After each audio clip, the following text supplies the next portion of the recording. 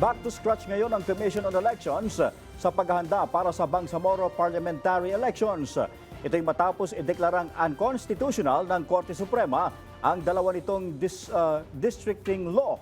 Kaugnay niyan, malaki-laki na ang nasayang sa pondo ng komisyon at umaasang madaragdagan ito sakaling magsimula muli ang paghahanda.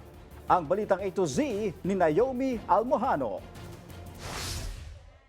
Ika nga, wala nang magagawa. Back to zero kasing muli ang Commission on Election sa preparasyon nito para sa kauna-unahan sanang Bangsamoro Parliamentary Election sa October 13. Ito'y kasunod ng pagpapaliban ng Korte Suprema ng BARM elections matapos ideklarang unconstitutional ang dalawang districting law ng rehiyon nitong Miyerkules. Sure na back to zero po kami sa lahat ng aktibidad at preparasyon. Sure na magpiprint tayo ng mga bagong balota. Dahil siguradong may bagong districting na ipapasa ang Bangsamoro. Magkakaroon ng filing ng Certificates of Candidacy. Ibig sabihin din nito, bagong mga balota na nasa 2.3 million pieces ang kailangan ng iimprentang muli.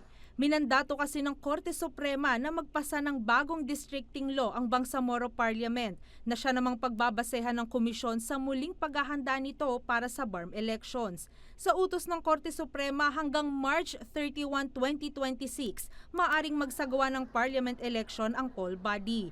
5 buwan na paghahanda lamang. Aaminin po namin sa inyo na may problema si COMELEC patungkol sa pagkukonduct ng election sa March 31.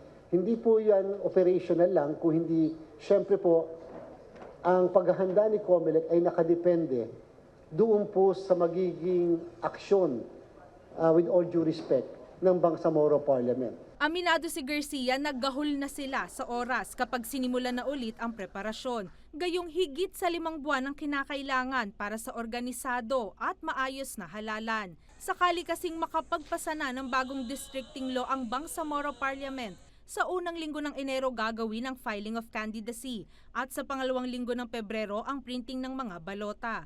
Anila, malaking kahinayangan din sa komisyon ang nasa halos 1.2 billion pesos na nasayang sa una nilang preparasyon. It is 1 billion pesos and above because kasama po dyan yung printing, of course, ng balota. Kapag procure na rin po tayo ng mga ibang gamit. Yung deployment, hindi naman po magdi-deliver yun ngayon doon sa hubs namin nang wala kami initial na payments. Habang nasa tinatayang kalahating bilyon ang nasayang sa mga naimprenta ng balota. Dahil dito, karagdagang budget ang inaasahan sana ng komisyon. Gayunpaman, umaasang komisyon na maipapasa ng bagong batas at maisapinal na ito para matuloy na ang halalan na unang napospone noong 2022, sinundan nitong May 2025 elections at ngayon sana nitong Oktubre. Para sa Balitang A to Z, Naomi Almohano.